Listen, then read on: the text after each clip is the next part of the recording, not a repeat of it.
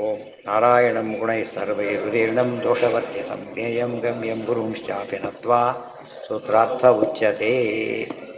ಇದು ಸರ್ವಮೂಲ ತಂದರೆ ಸಾಕು, ಟೀಕಾ ಸಮೇತ ಹೇಳ್ತಾ ಇಲ್ಲ ಅದನ್ನ. ಆದ್ದರಿಂದ ಸರ್ವಮೂಲದಲ್ಲಿ ವಾಲ್ಯೂಮ್ ತಂದುಬಿಟ್ರೆ ಸಾಕಷ್ಟೆ. ಓಂ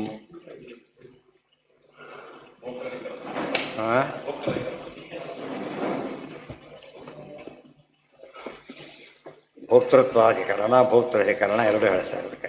ಎಲ್ಲಿ ಬಂತದ್ದು? ಹಾಂ. ಓಂ ಭೋಕ್ತಾಪತ್ತೇರ ವಿಭಾಗಶ್ಚೇತ್ ಶಾಲ್ಲೋಕವತ್. ಓಂ ಕರ್ಮಾಣಿ ವಿಜ್ಞಾನಮಯಶ್ಚ ಆತ್ಮ ಪರೇ ವ್ಯಯೇ ಸರ್ವ ಏಕೀಭವಂತಿ ಇದು ಮುಕ್ತಜೀವಶ್ಚ ಪರಾಪತ್ತಿರುಚ್ಯತೆ ಅತಸ್ತಯೋರವಿಭಾಗ. ಹಾಗಿದ್ದರೆ ಸರಿ, ವೇದನ ಒಪ್ಪೋಣ, ಎಲ್ಲ ಒಪ್ಪೋಣ. ಆದರೆ ಜೀವರಿಗೂ ಮುಕ್ತನಿಗೂ ಅಭೇದ ಒಪ್ಪೋಣ. ಅದು ಭೋಕ್ತಾಪತ್ತೇ ಅವಿಭಾಗ ಚೇತ್ ಶಾಲ್ಲೋಕವತ್ ಅಂತ ಮಾತಿದೆ ಒಂದು ಉಪನಿಷತ್ತಲ್ಲಿ. ಏನಿದೆ?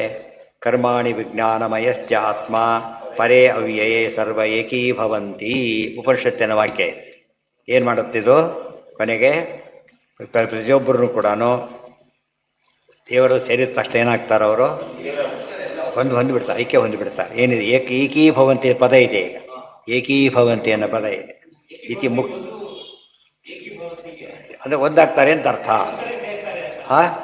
ಅಲ್ಲ, ನಾವು ಹೇಳ್ತೀವಿ ಅರ್ಥ. ಮತ್ತು ಉಪನಿಷತ್ತು ಹೇಳೋದೇನಂತ? ಒಂದಾಗ್ತಾರೆ ಅಂತ ಹೇಳ್ಬಿಟ್ಟಿದೆ. ಅವ್ರೇನು ಮಾಡ್ತಾರೆ ಇದಕ್ಕೆ? ನೋಡಿದ್ರೆ ಐಕ್ಯ ಹೊಂದ್ತಾರೆ. ಏಕೀಭವನ ಅಂದರೆ ಒಂದಾಗೋದು. ಇತಿ ಮುಕ್ತ ಜೀವಶ್ಚ ಪರಾಪತ್ತಿ ಅಂದರೆ ಆಪತ್ತಿ. ಪರಮಾತ್ಮ, ಆಪತ್ತಿ ಅಂದರೆ ಸೇರೋದು, ಅಂದರೆ ಪರಮಾತ್ಮನ ಆಗುವಿಕೆ ಅಂತ ಹೇಳ್ತಾರಲ್ಲ. ಅತಸ್ತಯೋರ ವಿಭಾಗ. ಆದ್ದರಿಂದ ದೇವರಿಗೂ ಏನಿಲ್ಲ, ಜೀವ ಭೇದ ಇಲ್ಲೇ ಇಲ್ಲ. ಅತಃ ಪೂರ್ವಮಪಿ ಸಯೇವ. ಆಯ್ತು ಬಿಡಿ, ಆದ್ಮೇಲೆ ಆಗ್ತಿರಲ್ಲ ಅಂದರೆ ಆಮೇಲೆ ಆಗೋದು ಎಲ್ಲಿ ಬಂತು? ಆ ಮೊದಲಿಲ್ಲದ್ದು ಹೇಗಾಗುತ್ತಾ? ಅದರಿಂದ ಈಗಲೂ ದೇವರೇನೆ. ಅಲ್ಲಿ ಬಂದರು ಮತ್ತೆ ಈಗಲೂ ದೇವರೇನೆ, ಈ ಸ್ಥಿತಿ ಬಂತು. ಅದಕ್ಕೆ ಪೂರ್ವಯ ಸಯೇವ ಹಿ ಅನ್ಯಥಾ ಸಹಿ ಅನ್ಯಸ್ಯ ಅನ್ಯತ್ವಂ ಯುಜ್ಯತೆ ನಹಿ ಅನ್ಯಸ್ಯ ಅನ್ಯತ್ವಂ ಯುಜ್ಯತೆ. ಬೇರೆ ಯಾವುದೋ ಒಂದು ಯಾರೋ ಒಂದು ಆಗುತ್ತಾ? ಮೊದಲೇನಾಗಿರ್ಬೇಕದು? ಅದೇ ಆಗಿರಬೇಕು. ಅದು ಗೊತ್ತಾಗುತ್ತಷ್ಟೆ. ಆದ್ದರಿಂದ ಶಾಲ್ಲೋಕವತ್ ಅದಕ್ಕೆ ಉತ್ತರ ಕೊಡ್ತಾರೆ. ಹಾಗಲ್ಲ, ಇತಿ ಚೇನ್ನ. ಇದು ಉತ್ತರ ನಮ್ಮಲ್ಲೇ ಇದೆ, ಯಾಕೆ ಕಷ್ಟಪಡ್ತೀವಿ ಅಂತ ಹೇಳ್ತಾರೆ. ಯಥಾ ಲೋಕೆ ಉದಕೆ ಉದಕಾಂತರಸ್ಯ ಏಕೀಭಾವ ವ್ಯವಹಾರೇ ಅಪಿ ಅಂತರ್ಭೇದೋ ಅಸ್ತೇವ ಏವಂ ಸ್ಯಾದತ್ರ. ಲೋಕವತ್, ಲೋಕದಲ್ಲಿ ದೃಷ್ಟಾಂತ ಇದೆ. ಉದಕೆ ಒಂದು ನೀರಿದೆ. ಈಗ ಅದರಲ್ಲಿ ಉದಕಾಂತರಸ್ಯ ಏಕೀಭಾವ ವ್ಯವಹಾರ, ಅದರಲ್ಲಿ ನೀರು ಹಾಕಿಬಿಟ್ರು. ಒಂದು ನೀರು ಏನಾಯ್ತು? ಈಗ ಒಂದಾಯ್ತು, ಆಗಲಿಲ್ವಾ? ಆದ್ದರಿಂದ ಐಕ್ಯ ಹೊಂತಾರೆ ಅಂತ ತಿಳ್ಕೊಂಡಿದ್ದು ತಪ್ಪುತ್ತೆ. ಐಕ್ಯ ಹೊಂದ್ತಾ ಇದೀಗ ಹೊಂದಿಲ್ಲ. ಉದಾಹರಣೆಗೆ ಹಾಲಿಗೆ ನೀರು ಹಾಕ್ತಾ ಹೋಗ್ತಾರೆ. ನಿಮ್ಮ ಪ್ರಕಾರ ಅದು ಹಾಕಿದ್ದು ಏನಾಗಬೇಕಿದ್ದು? ಹೋಗಿದ್ದು ಅದೆಲ್ಲ ಹಾಲು ಹಾಕ್ತಿರ್ಬೇಕು. ಒಂದು ಲೋಟ ಹಾಲು ಕೋಟಿ ಲೀಟರ್ ಆಗಿಬಿಡುತ್ತೆ. ಅದು ನೀರು ಹಾಕ್ತಾ ಹೋದ್ರೆ ಆಗುತ್ತಾ? ಆಗೋದಿಲ್ಲ. ಎರಡು ಪಾಯಿಂಟ್ ಇದೆ. ಒಂದು ಏನಾಗ್ತಾ ಹೋಗುತ್ತದೋ, ಆಮೇಲೆ ಹಾಲು ಹೋಗೇ ಬಿಡುತ್ತೆ, ನೀರೇ ಉಳಿಯುತ್ತೆ ಅಷ್ಟೇ. ಒಂದು ಜೊತೆಗೆ ಕ್ವಾಂಟಿಟಿ ವೇರಿ ಆಗುತ್ತೆ, ಗೊತ್ತಾಯ್ತಾ? ಕ್ವಾಂಟಿಟಿ ವೇರಿ ಆಗುತ್ತೆ. ಅಂದಮೇಲೆ ಐಕ್ಯ ಹೊಂದಿದ್ರೆ ಏನಾಗಬೇಕಾಗಿತ್ತು? ಅಂದವರು ಮೋಸ. ಏನು ಮೋಸ ಅಂದರೆ ಒಂದಾಯ್ತಾರೆ, ಒಂದಾಗಿಲ್ಲ. ಅದು ಕ್ವಾಂಟಿಟಿ ಆಗಿ ವೇರಿ ಆಗಿ ಹಾಲಿಗೆ ನೀರು ಹಾಕಿದರೆ ಅದು ಹಾಲು ಹಾಯ್ಬಿಡೋದಾಗಿದ್ದರೆ, ಕ್ವಾಂಟಿಟಿ ಅದೇ ಆಗೋದಾಗಿದ್ದರೆ ಯಾರು ನೀರು ಹಾಕ್ತಿರ್ಲಿಲ್ಲ. ಅದಕ್ಕೆ ಸುಳ್ಳು ಪ್ರಾಬ್ಲಮ್ ಮೇಲೆ ನೀರು ಬೇರೆ ಹಾಕಿ ಯಾಕೆ ಮಾಡ್ಕೋಬೇಕು? ಅದಕ್ಕೆ ಅದು ಬೆಳೆಯುತ್ತೆ ಅಂತ ಹಾಕ್ತಾರೆ. ಯಾರು ಮಿಕ್ಸ್ ಮಾಡೋರ ಉದ್ದೇಶ ಏನೀಗ? ಅಕ್ಕಿಗೆ ಬಿಡಿ ಕಲ್ಲು ಮಿಕ್ಸ್ ಮಾಡ್ತಾರೆ. ಯಾಕೆ? ಜಾಸ್ತಿ ಆಗಲಿ ಅಂತೇಳಿ. ಐಕ್ಯ ಆಗ್ಲಿಕ್ಕೆ ಮಾಡೋದಾದರೆ ವೇಸ್ಟ್. ಅದು ದಡ್ಡರು ಮಾಡೋ ಕೆಲಸ. ದೇರ್ಫೋರ್ ಸಾಧ್ಯ. ಲೋಕವತ್ತು ಅಂತ ಹೇಳಿದರು. ಯಾಕೆ? ನೀವು ಲೋಕವತ್ತು ಅರ್ಥ ಮಾಡ್ಕೊಂಡ್ರೆ ಭವಿಷ್ಯದ ಸರಿಯಾಗಿ ಹೇಳಿದೆ. ನೀವು ಅರ್ಥ ಲೋಕವತ್ತು ಮಾಡ್ಕೊಂಡಿದ್ದೆ, ಆದರೆ ಲೋಕವತ್ತೇ ಉತ್ತರ ಕೊಟ್ಟಿದ್ದೆ ಅಂತ ಹೇಳ್ತಾರೆ. ಲೋಕವತ್ತೇ ಉತ್ತರ ಕೊಟ್ಟು ಶಾಸ್ತ್ರ ಬೇಕಾ? ಸಾಧ್ಯ ಇಲ್ಲ. ಏಕೀಭವನ ಅಂದರೆ ಏನದಕ್ಕೆ? ಒಂದೇ ಸ್ಥಳದಲ್ಲಿರುವಿಕೆ, ಒಂದೇ ಮನಸ್ಸು ಹೊಂದಿರುವಿಕೆ, ಇವತ್ತ ಅರ್ಥ ಒಂದೇ ರೂಪ ಹೊಂದಿರುವಿಕೆ, ಸಾರೂಪ್ಯಕ್ಕೆ ಹೊರತು ಏನಲ್ಲ ಅದಲ್ಲ. ಅದನ್ನು ಹೇಳೋದು. ಯಾವುದನ್ನ? ಯಾವ ಶ್ಲೋಕ? ಶ್ಲೋಕ ಇಲ್ಲಿದೆ. ಶ್ಲೋಕ ಓದೇ ಇಲ್ವಲ್ಲ ಅಲ್ಲಿ? ಸೂತ್ರ. ಹಾಂ, ಹೌದು ಹೇಳಲೇಬೇಕು. ಯಾರು ಚಂದ್ರಿಕಾಕ್ಕೆ ಬರದೇ ಇದ್ದಾರೆ, ಕೋಟ್ ಮಾಡೋದಲ್ಲ, ಬರದೇ ಇದ್ದಾರೆ. ಅದಕ್ಕೆ 2 ಅಧ್ಯಾಯ ಪೂರ್ತಿ ಬರೋದಿಲ್ಲ, 2 ಅಧ್ಯಾಯ ಪೂರ್ತಿ. ಅದಕ್ಕೆ ಬೇರೆಯವರು ಹೇಳ್ತಾರೆ ಯಾಕೆ ತಪ್ಪು, ನಮ್ಮದು ಯಾಕೆ ಸರಿ. ಅದು ಕಷ್ಟ. ಆಚಾರ್ಯ ಹೇಳಿಬಿಟ್ಟಿದ್ದಾರೆ, ಟೀಕಾರ ಹೇಳಿದ್ದಾರೆ. ಪ್ರತಿ ಸೂತ್ರಕ್ಕೂ ಕಂಪೇರ್ ಮಾಡಿ ಹೇಳ್ತಾರೆ. ಪ್ರತಿ ಸೂತ್ರಕ್ಕೂ ಜೋಡಿಸಿಬಿಟ್ಟು ಅದು ಅವ್ರದ್ದು ಯಾಕೆ ತಪ್ಪು, ನಮ್ಮದು ಯಾಕೆ ಸರಿ ಅಂತ ಹೇಳ್ತಾ ಹೋಗ್ತಾರೆ. ಫಸ್ಟ್ ಟೈಮ್ ಅಂತ ಪುಸ್ತಕ ಬಂದಿದ್ದು ಫಸ್ಟ್ ಟೈಮ್. ಅವ್ರು ಉಳಿದವ್ರು ಕಾಪಿ ಮಾಡಿದರು. ಇದು ಆ ಥರ ಸ್ಪೆಷಲ್ ಕಾಂಟ್ರಿಬ್ಯೂಷನ್. ಅದು ಒಂದು ಇನೋವೇಟಿವ್ ಅಪ್ರೋಚ್. ಏನ ಘಟನೆಮಯ, ಗೊತ್ತಾಯ್ತಾ? ದೂಷಣಂಚಾಸ್ಯ ಹನುಮದ್ ಭಾಷ್ಯ ಸೂಚಿತ ಮುಚ್ಚತೆ ಹೇಳ್ತೀವಿ, ದೂಷಣ ಮಾಡ್ತೀವಿ ಅಂತೇಳಿ. ಹೌದು ಹೌದು. ಅವರೆಲ್ಲ ಅವ್ರಿಗೆ ಅಲ್ಲಿ ನೋಡಿ ಎಲ್ಲರನ್ನು ಬ್ಯಾಲೆನ್ಸ್ ಮಾಡ್ತಾ ಬಂದರು ಅವರು. ಜನೋತ್ತಾರ, ಪ್ರಾಣದೇವರ ಪ್ರತಿಷ್ಠಾಪನೆ ಇವೆಲ್ಲ ಒಂದು ಕಡೆ ಮಾಡ್ತಾ ಬಂದರು, ಗ್ರಂಥರಿದ್ದು ಒಂದು ಕಡೆ ಮಾಡ್ತಾ ಬಂದರು, ಬ್ಯಾಲೆನ್ಸ್ ಮಾಡ್ತಾ ಬಂದರು ಪೂರ್ತಿನೇ. ಇವತ್ತೇನಾಗಿದೆ, ಒಂದಕ್ಕೋದ್ರೆ ಪೂರ್ತಿ ಒಂದೇನು ಬಿಟ್ಟು ಹೋಗ್ಬಿಡು. ಯಾಕೆ ಸಮಾಜಕ್ಕೆ ಎರಡೂ ಬೇಕೀಗ, ಸಮಾಜಕ್ಕೆ ಎರಡೂ ಬೇಕಾದ್ರಿಂದ ಅನ್ನ ಬಟ್ಟೆ ಕೊಡದೆ ನೀವು ಆ ಊಟ ಏನು ಬರ್ತದೆ, ಏನು ಜ್ಞಾನ ಹೋಗುತ್ತೆ ಪಾಪ ಅವ್ರಿಗೆ ಆಗಲ್ಲ. ಬರೀ ಅನ್ನ ಬಟ್ಟೆನ ಕೊಡ್ತಾರೆ, ಜ್ಞಾನ ಕೊಡದವ್ರು ಏನಾಗ್ತಾರೆ, ಅದೇ ಉಳ್ಕೊಡ್ತಾ. ಬ್ಯಾಲೆನ್ಸ್ ಮಾಡಬೇಕಲ್ಲ. ಆ ದೃಷ್ಟಿಯಿಂದ ವಿದ್ಯಾರ್ಥಿಗಳನ್ನ ಬೆಳೆಸೋದು ಬೇರೆ, ಭಿಕ್ಷೆ ಹಾಕೋದು ಬೇರೆ. ಭಿಕ್ಷೆ ಊಟ ಮಾಡ್ಕೊಂಡು ಹೋಗ್ತಿರ್ತಾರೆ ಅಷ್ಟು, ವಿದ್ಯಾರ್ಥಿ ಬೆಳೀತಾ ಹೋಗ್ತಾನೆ. ಹಾಕಿದನ್ನ ಏನಾಗುತ್ತದ, ಬೆಳೆಯುತ್ತದೆ. ಅದಕ್ಕೆ ಅವ್ರು ಕೆರೆ ಬಾವಿ ಎಲ್ಲ ಕಟ್ಸಿದ್ರು, ಅನ್ನದ ಏರ್ಪಾಡು ಮಾಡಿದರು. ಅವ್ರ ಕಾಲಕ್ಕೆ ಹೇಳ್ತಾರೆ, ಲಕ್ಷ ಜನ ಬ್ರಾಹ್ಮಣರು ಪ್ರತಿನಿತ್ಯ ಒಂದು ದಿವಸ ಅಲ್ಲ, ಪ್ರತಿನಿತ್ಯ ಲಕ್ಷ ಬ್ರಾಹ್ಮಣರು ಭೋಜನ ಮಾಡಿಸ್ತಿದ್ರು ಸರ್ ವ್ಯಾಸರಾಜ.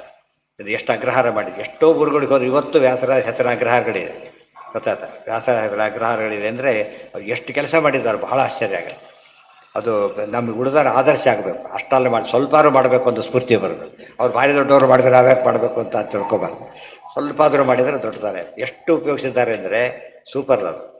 ಯಥೋದಕಂ ಶುದ್ಧೇ ಶುದ್ಧ ಮಾಸಿಕ್ತಂ ತಾದೃಗೇ ಭವತಿ ಇತಿ. ಅಲ್ಲ, ನೀವು ಹೇಳ್ತೀರಿ, ಲೋಕವತ್ತು ಹೇಳಿದ್ದೀರಿ, ಶಾಸ್ತ್ರವತ್ತು ಹೇಳಬೇಕಲ್ಲ. ಶಾಸ್ತ್ರದಲ್ಲೇ ಹೇಳ್ತೇವೆ, ನೀವು ಶಾಸ್ತ್ರದ ವಾಕ್ಯನೇ ಕೊಡ್ತೀವಿ ಅಂತ ಹೇಳ್ತಾರೆ. ಅದೇ ಶಾಸ್ತ್ರನೇ ಹೇಳುತ್ತೆ. ಯಥಾ ಉದಕಂ ಶುದ್ಧೇ ಶುದ್ಧಂ, ಯಥಾ ಶುದ್ಧಂ ಉದಕಂ ಶುದ್ಧೇ ಉದಕೆ ಆಸಿಕ್ತಂ ತಾದೃಗೇ ಭವತಿ. ಏನು ಹೇಳಿದರು, ಮಡಿ ನೀರು, ಇದು ಮಡ್ನೇರೆ, ಮುಗಿದೋಯ್ತು. ಮತ್ತು ಉತ್ತರ ಬರಲಿಲ್ಲ, ಯಾಕೆ ಮೈಲಿಗೆ ಆಗಿಲ್ಲ ಅಷ್ಟೇ. ಇಲ್ಲ, ಇದು ದೇವರ ನೈವೇದ್ಯ, ಇದು ದೇವರ ನೈವೇದ್ಯ. ಆ ಏಕತೆ ನೋಡಬೇಕೆ ಹೊರತು ಏನಲ್ಲ ಎರಡು ಒಂದೇ ಅಂತ ಅರ್ಥ ಅಲ್ಲ. ನಮ್ಮಲ್ಲಿ ಈಗೆಲ್ಲ ಅರ್ಥ ಆಗಲ್ಲ ಜನಗಳಿಗೆ. ಏಕಾಕಾರ ಮಾಡಿಬಿಟ್ರು ಅಂತಾರೆ, ಬಿಟ್ಟು ಬಿಟ್ಟರೆ ಏಕಾಕಾರ ಮಾಡಿಬಿಟ್ರೆ ಅರ್ಥ. ಒಂದಾಗಿಲ್ಲ ಅದು. ಒಂದು ಟಚ್ ಆಗಿಬಿಟ್ರೆ ಏನಾಯ್ತು, ಅದು ಮೈಲಿಗೆ ಟಚ್ ಆದರೆ ಮೈಲಿಗೆ ಆಯಿತು, ಮಡಿಸಿದರೆ ಮೈಲಿಗೆ ಆಗೋದಿಲ್ಲ, ಬಡಿ ಆಗೋದಿಲ್ಲ. ಪದ್ಧತಿ ಏಕಾಕಾರ ಇವೆಲ್ಲ ಸುಲಭವಾಗಿದೆ. ಅದಕ್ಕೆ 6 ಅರ್ಥ ಹೇಳಿದ್ದಾರೆ ಆಚಾರ್ಯರು. ಸಾದೃಶ್ಯೇಚ ವಿಶಿಷ್ಟತ್ವ ಸ್ಥಾನಮತ್ತೈಕ್ಯ ಹೇಳಿದ್ದಾರೆ.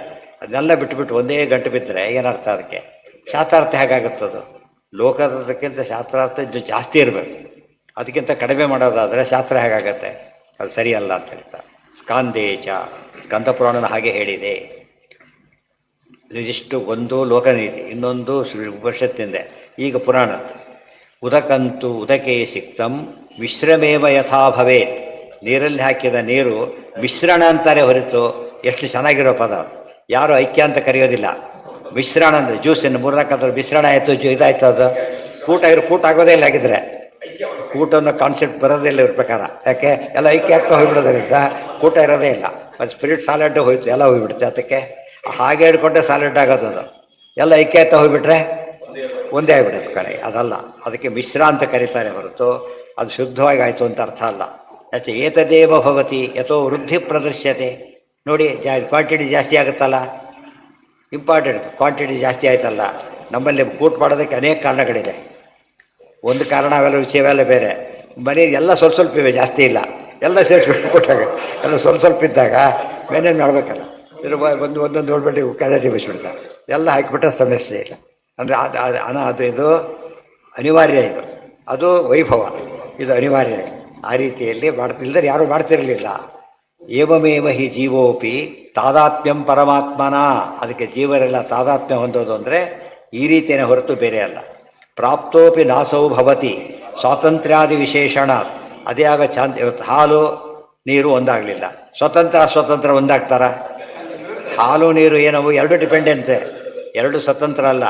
ಎರಡು ಪರತಂತ್ರ ವಸ್ತುಗಳೇ ಒಂದಾಗದೆ ಹೋದಾಗ ಸ್ವತಂತ್ರ ಪರತ ಇಬ್ಬರು ಒಂದಾಗ್ತಾರ? ಎಷ್ಟು ಅರ್ಥ ಇಟ್ಟಿರ್ತಾರೆ ಆಚಾರ್ಯ. ಒಂದೊಂದು ವಾಕ್ಯ ಕೋಟ್ ಮಾಡಿರ್ತಾರಲ್ಲ, ಒಂದರ್ಥ ಇರೋದಿಲ್ಲ, ಅದಕ್ಕೆ ತುಂಬ ಅರ್ಥ ಇರುತ್ತೆ. ಅದನ್ನೆಲ್ಲ ಬಿಡಿಸಿ ಹೇಳ್ತಾವ್ರು ಭಾರಿ ದೊಡ್ಡದಾಗತ್ತೆ ಅಂತ ಎಲ್ಲರೂ ಕೂಡ ಏನು ಮಾಡ್ತಾರೆ, ಓದ್ಕೊಂಡಿದ್ದು ಬಿಟ್ಬಿಡ್ತಾರೆ. ಎಷ್ಟೇ ಬರೆದ್ರು ಕೂಡ ಇನ್ನು ಬರೆಯೋದು ಉಳಿದೇ ಇರುತ್ತೆ ಯಾವಾಗಲೂ ಕೂಡ. ಅದಕ್ಕೆ ಬರೋದಾಗಿದೆ ಅಂತ ತಿಳ್ಕೊಳ್ಳೋಕೆ ಹೋಗ್ಬಾರ್ದು. ಆದರೆ ಶಾಸ್ತ್ರಕ್ಕೆ ಅವಮಾನ ಮಾಡಿದೆ ಲೆಕ್ಕ. ಅಷ್ಟೇ ಅರ್ಥ ಮುಗಿತು ಅಂತ ಆಗೋದಿಲ್ಲ. ಈಗ ಬಾವಿ ನೀರು ಸೇದೆ ನಮಗೆ ಮುಗಿಸೋಕ್ಕಾಗೋದಿಲ್ಲ, ಇನ್ನು ಅಮೃತದ ಸಮುದ್ರ ನೀರು ಬಿಡಿಸೋಕ್ಕಾಗತ್ತಾ? ಸಮುದ್ರ ಪದದಲ್ಲಿ ಅರ್ಥ ಇದೆ, ಎಂದೂ ಇದು ಬರ್ತೋದಿಲ್ಲ. ಸಮುದ್ರ ಯಾವ ಮಳೆ ಬರೆದೋದ್ರೂ ಬರ್ತೋದಿಲ್ಲ, ಗೊತ್ತಾಯ್ತಿಲ್ಲ. ಎಷ್ಟು ಮಳೆ ಬಂದರೂ ಇದು ಆಗೋದಿಲ್ಲ. ಆ ಸಮುದ್ರ ಪದ ಅರ್ಥ ಮಾಡ್ಕೋಬೇಕು, ಅರ್ಥದ ಸಮುದ್ರ ಅದು. ಏವಮೇವ ಹಿ ಜೀವೋಪಿ ತಾದಾತ್ಮ್ಯಂ ಪರಮಾತ್ಮನ ಪ್ರಾಪ್ತೋಪಿ ನಾಸೌ ಭವತಿ ಸ್ವಾತಂತ್ರ್ಯಾದಿ ವಿಶೇಷಣಾತಿಥಿ ಬ್ರಹ್ಮೇಶಾನಾದಿಭಿರ್ದೇವೈ ಯತ್ಪ್ರಾಪ್ತುಂ ನೈವ ಶಕ್ಯತೆ ತದ್ಯತ್ ಸ್ವಭಾವ ಕೈವಲ್ಯಂ ಸಭವಾನ್ ಕೇವಲೋ ಹರೇ ಇತಿ ಚ. ಇದು ಭಾರತ ಎಂದು ಬೇರೆ ಕಡೆ ಕೋಟ್ ಮಾಡಿದ್ದಾರೆ. ಭಾರತದ ವಾಕ್ಯ ತುಂಬ ಸತ್ ಕೋಟ್ ಮಾಡಿದ್ದಾರೆ ಇದನ್ನು. ಬ್ರಹ್ಮರುದ್ರಾದಿ ದೇವತೆಗಳಿಂದಲೂ ಕೂಡ ಯಾವುದನ್ನು ಪಡೆಯಲಿಕ್ಕೆ ಸಾಧ್ಯ ಇಲ್ಲ ಅಂತ ಸ್ವಭಾವ ನಿಂದು ಅಂತ ದೇವ್ರು ಹೇಳ್ತಾರೆ. ಬ್ರಹ್ಮಾದೇವತೆಗಳು ಎಷ್ಟು ಮೇಲೆ ಅಂತ ನಮಗೆ ಗೊತ್ತಿದೆ. ಅಂಥವ್ರ ಕೈಲಿ ಆಗದವದು ಇವನು ABCD ಇವನು. ಅವರು ಬ್ರಹ್ಮತ್ಯಾದಿ ಮಾಡಿದವರು ಇರ್ತಾರೆ. ಇವರು ಅವ್ರಿಗೆ ಹೋಗ್ಲಿಕ್ಕೆ ಸಾಧ್ಯ ಇದೆಯಾ ಯೋಚನೆ ಮಾಡೋ ಅಂತ ಹೇಳ್ತಾರೆ. ತದ್ಯತ್ ಸ್ವಭಾವ ಕೈವಲ್ಯಂ ಸಭವಾನ್ ಕೇವಲೋ ಹರೇ ಇತಿ ಚ ನತೇ ಮಹಿತ್ವಮನ್ವಶ್ಚುವಂತಿ. ಇದು ಶ್ರುತಿ ಈಗ. ನತೇ ವಿಷ್ಣು ಜಾಯಮಾನೋ ನ ಜಾತಃ. ಹೇ ವಿಷ್ಣು, ಋಗ್ವೇದದ ಮಂತ್ರ. ಪರಮಾತ್ಮ ನಿನ್ನ ಮಹಿತ್ವ ಅಂದರೆ ಮಹಿಮೆ. ನನ್ನ ಮಹಿಮೆಯನ್ನು ಯಾವ ದೇವತೆಯನ್ನು ಹೊಂದಲಿಕ್ಕೆ ಸಾಧ್ಯ ಇಲ್ಲ. ಯಾರು? ಜಾಯಮಾನ, ಈ ಹುಟ್ಟೋನು, ಜಾತಃ ಹಿಂದೆ ಹುಟ್ಟಿದವನು, ಇನ್ನು ಮುಂದೆ ಬರೋನು, ನಾಸ್ತಿ ನಾರಾಯಣ ಸಮ್ಮನುಭೂತಂ ನ ಭವಿಷ್ಯತಿ. ಆದ್ದರಿಂದ ಯಾರಿಗೂ ಸಾಧ್ಯ ಇಲ್ಲ. ಅಂದರೆ ಯಾರಿಗೂ ಸಾಧ್ಯ ಇಲ್ಲ ಅಂತ ಹೇಳಿದಾಗ ಇವರು ಎಲ್ಲರಿಗೂ ಸಾಧ್ಯ ಅಂತ ಇವ್ರು ಹೇಳ್ತಾರೆ. ಯಾರಿಗೂ ಸಾಧ್ಯ ಇಲ್ಲ ಅಂತ ಅದು ಹೇಳಿದರೆ ಎಲ್ಲರಿಗೂ ಸಾಧ್ಯ ಅಂತ ಹೇಳ್ತಿರಲ್ಲ, ಹೇಗೆ ಸಾಧ್ಯ ಇದು? ಫಲತ್ವೀಪ್. ಇವತ್ತು ಲೋಕದ ಎಲ್ಲ ಕೋರ್ಸನ್ನು ಎಲ್ಲರೂ ಮಾಡೋಕ್ಕಾಗೋದಿಲ್ಲ, ಗೊತ್ತಾಯ್ತಾ? ಎಲ್ಲ ಕೋರ್ಸ್ ಯಾರಾದ್ರೂ ಸಿಗ್ತಾರೆ ಇವತ್ತು? ಯಾರು ಮಾಡಿದ್ರೆ ಕ್ವಾಲಿಟಿ ಹೇಗಿರುತ್ತೆ? ಈ ಮಧ್ಯೆ ವರ್ಸ್ಟ್ ಕ್ವಾಲಿಟಿ ಇರುತ್ತೆ, ಗೊತ್ತಾಯ್ತಾ? ಒಂದೊಂದು ಮಾಡಿದರೆ ಕ್ವಾಲಿಟಿ ಅದು, 20 ಮಾಡಿದ್ರೆ ಬಿಡಿ ಎಲ್ಲ ಡೈಲ್ಯೂಟ್ ಆಗಿರುತ್ತೆ ಅಂತಾರೆ. ಹಾಗೆ ಮಾತು ಹೇಳಬಾರ್ದು. ಒಬ್ಬರು ಮಾಡಿ ತೋರ್ಸೋಕೆ ಹೋಗಲಿ. ಇವತ್ತು ಯಾರು ಒಬ್ಬರು ಮಾಡಿ ತೋರಿಸು. ನತೇ ಮಹಿತ್ವ ಮನ್ವಶ್ಚುವಂತಿ ನತೇ ವಿಷ್ಣು ಜಾಯಮಾನ ಅನ್ನೋ ಪದ ಉಪಯೋಗಿಸ್ತೀವಿ ನಾವು, ಗೊತ್ತಾ? ಅವ್ರು ಜಾಯಮಾನನೇ ಹಾಗೆ ಹೇಳೋದಿಲ್ಲ. ಜಾಯಮಾನನೇ ಸುಳ್ಳು ಹೇಳೋದು ಅಂತ ಹೇಳೋದಿಲ್ಲ. ಒಳ್ಳೇದು ಕೆಡಲ್ಲ, ಕೆಟ್ಟದ್ದು ಕೆಡ್ತಾರೆ ಸಾಮಾನ್ಯ. ಜಾಯಮಾನ ಅಂದ್ರೇನು? ಹುಟ್ಟುತ್ತಿರ್ಬೇಕಾದ್ರೆ ಅಂತ. ಜಾಯಮಾನ ಸ್ವರೂಪ ಅಂತ ಅರ್ಥ. ಹುಟ್ಟುತ್ತಿರ್ಬೇಕಾದ್ರೆ ಹಾಗೆ ಹುಟ್ಟಿದ್ದಾರೆ ಅಂತ ಅರ್ಥ. ಜಾಯಮಾನ. ನಮಗೆ ಯಜಮಾನ ಸಂಸ್ಕೃತ ಪದ, ಶಾಸ್ತ್ರದ ಪದ.